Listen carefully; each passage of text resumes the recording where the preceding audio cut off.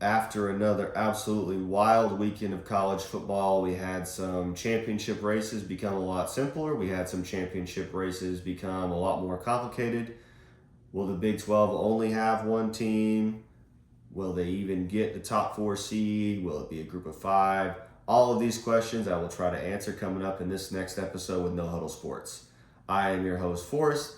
This week we're going to cover some Week 10 matchups, kind of what happened. We're going to put together my 12-team projected playoff bracket with some assumptions made by me of how the rest of the season is going to go. And then we'll also jump into some Week 11 picks, who I think is going to win coming up. I hope you enjoy. Thanks for tuning in. Let's get right into it. Let's take a look back at some of the impactful games from Week 10. Let's talk about Ohio State and Penn State.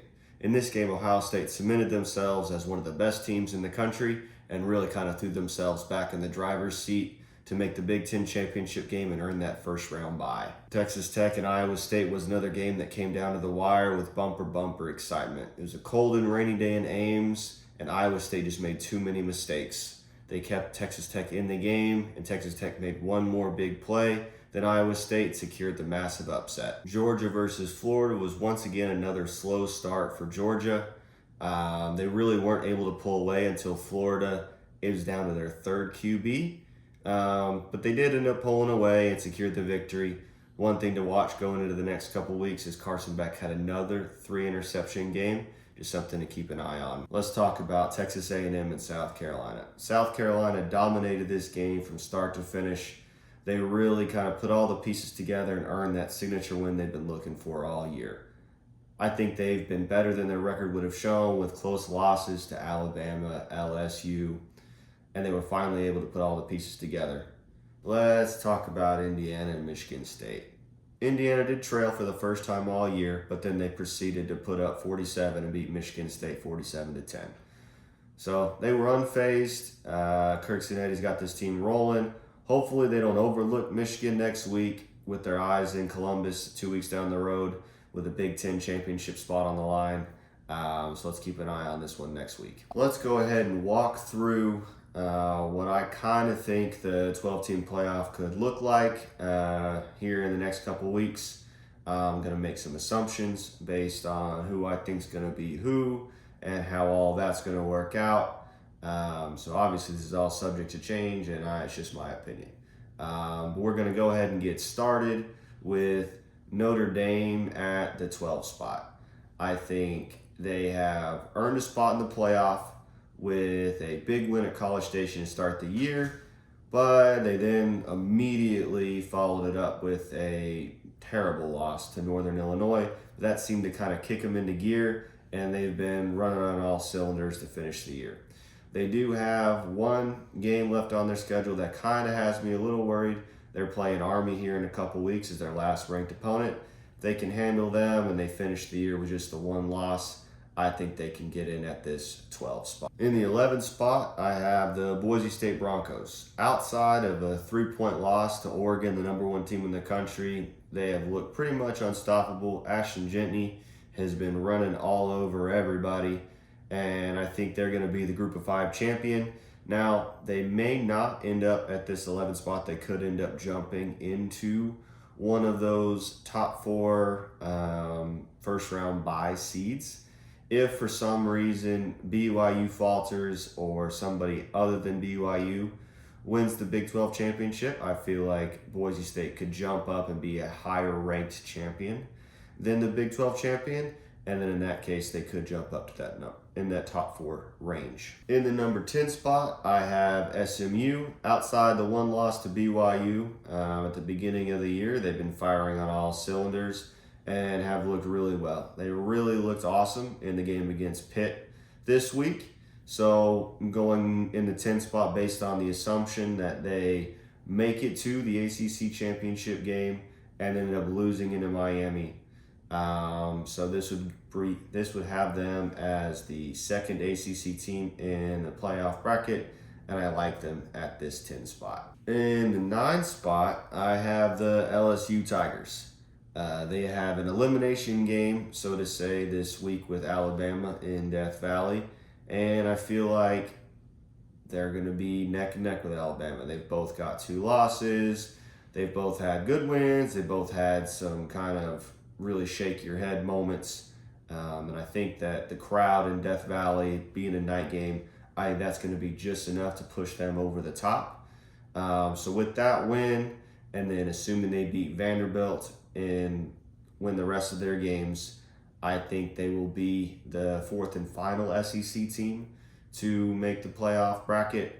And I like them here at this 9 seed. In the 8th seed, I have Tennessee. I think they're going to lose on the road to Georgia here in a couple weeks.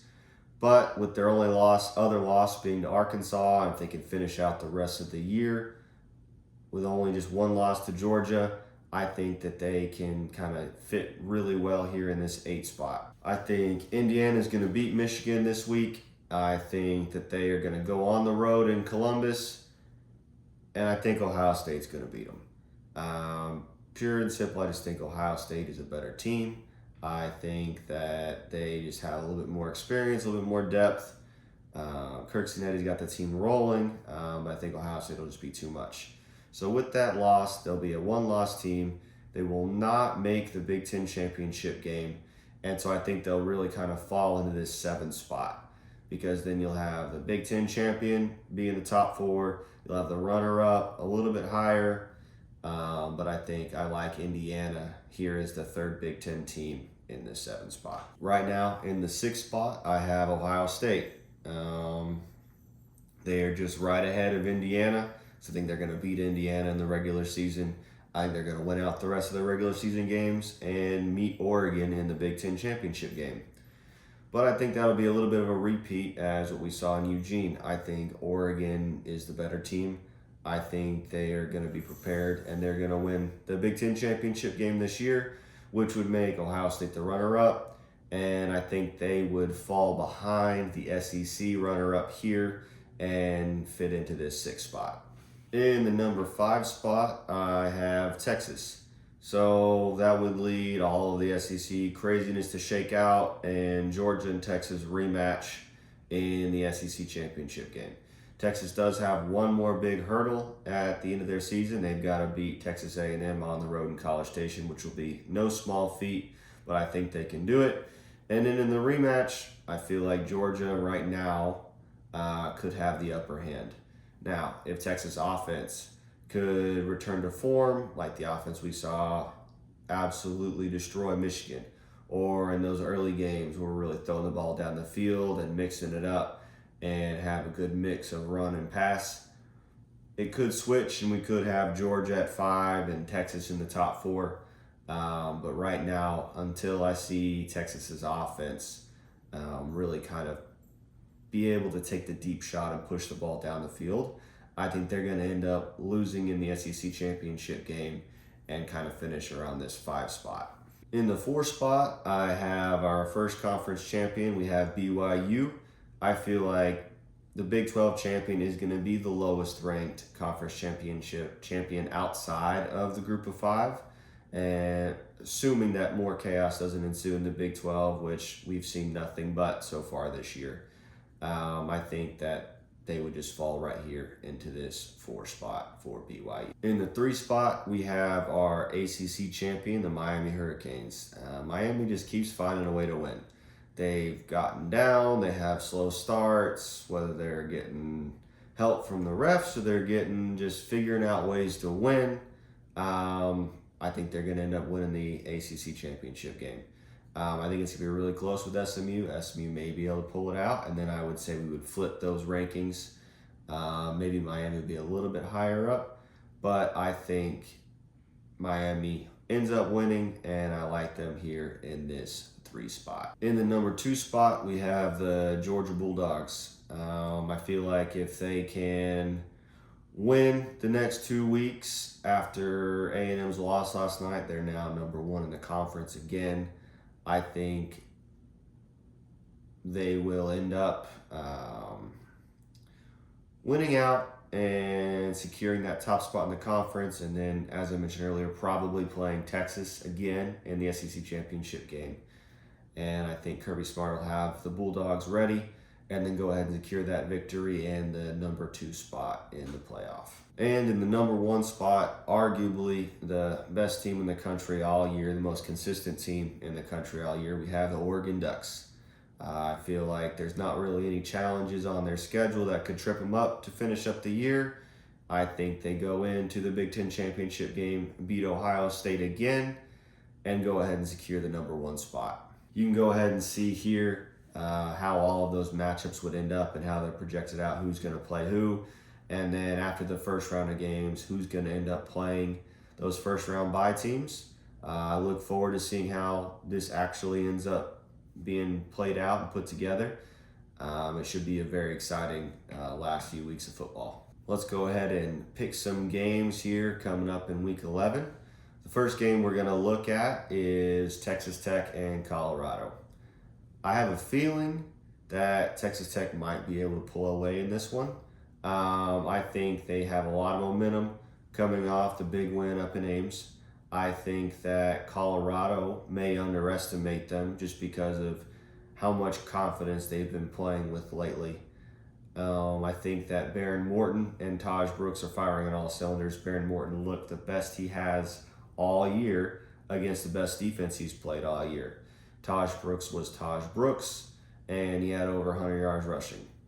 So I think if Taj Brooks has over 100 yards rushing, Baron Morton doesn't make any mistakes, and the defense can limit the big plays, I think Texas Tech has a good opportunity to take this one.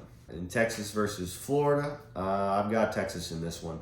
I think even if DJ Lagway is able to come back after going down with injury last week, I think Texas is just too good and too talented with too much on the line to come this far in the season to lose this one. So yeah, I like Texas in this game. Alabama, LSU. This pretty much comes down to this is an elimination game. Whoever loses is going to have 3 losses. They are not going to make the SEC championship game. They are not going to make it into the playoff with 3 losses at this point. I really kind of think that this is going to be a chance for who's going to be the 4th SEC team to make it into the playoff. I think that they're very evenly matched. I think it's going to be a very close game. It's going to come down to the wire. I think the difference really is going to be the fact that they're playing in Death Valley at night. I think that crowd is going to be absolutely jacked. I think LSU is just going to be a little bit too much to handle in that environment. And I don't know if Kalen DeBoer is going to be able to get his boys up for this one. So I think LSU is going to take this one and secure that last spot in the playoff for the SEC teams. Georgia and Ole Miss. I think Georgia's going to come away with this one, but I think it's going to be very close. Georgia has been kind of farting around a little bit with all their teams except for Texas so far this year. And I think they're going to, if they start slow, Carson Beck continues to turn the ball over. He's had 3 interception games so far this year. If he does that again, and if Ole Miss offense coming out of the offense explosion we saw against Arkansas last week, I think it could go down to the wire. But I think Georgia's just a better football team, and Kirby Smart knows what it means to play in November, and he's going to get his guys ready to play, and I think they're gonna have enough to get this victory. So we got Indiana and Michigan. I think Indiana is going to take this one. This will be one of the better defenses that Indiana has played so far this year, but I think this team is rolling. I think Kirk Cignetti's got this team absolutely ready to play. And I think that they will not look ahead to playing in Columbus next week. I think they are going to be ready to play. I think they're going to win this game. They're going to go to 10-0.